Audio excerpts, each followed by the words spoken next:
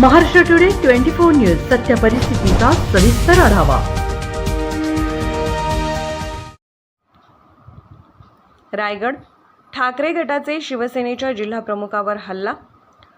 शिवसेना ठाकरे गटाचे दक्षिण रायगड जिल्हा प्रमुख अनिल नवगणे यांच्या गाडीवर हल्ला झाला आहे।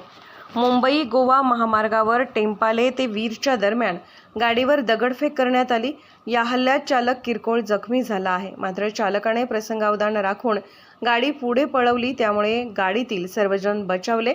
मात्र या हल्ल्यात गाडीचे मोठे नुकसान झाले आहे। या हल्ल्याप्रकरणी आमदार पुत्र विकास गोगावले सह 20 ते 25 जणांविरोधात माणगाव पोलीस ठाण्यात गुन्हा दाखल करण्यात आला आहे। शिवसेना उपनेत्या सुषमा अंधारे यांची 2 मे रोजी महाड येथील सभा आटोपून नवगणे परत इंदापूर इथं आपल्या घरी जात असताना रात्री उशिरा हा हल्ला करण्यात आला। हा हल्ला आमदार भरत गोगावले यांचे पुत्र विकास गोगावले यांच्या चितावणीवरून झाला आणि हल्ल्याच्या वेळी विकास गोगावले हजर होते असा आरोप नवगणे यांनी केलाय। महाड येथील सभेत नवगणे यांनी आमदार भरत गोगावले आणि विकास गोगावले यांच्यावर जोरदार टीका केली होती। महाराष्ट्र टुडे मराठीसाठी ब्युरो रिपोर्ट।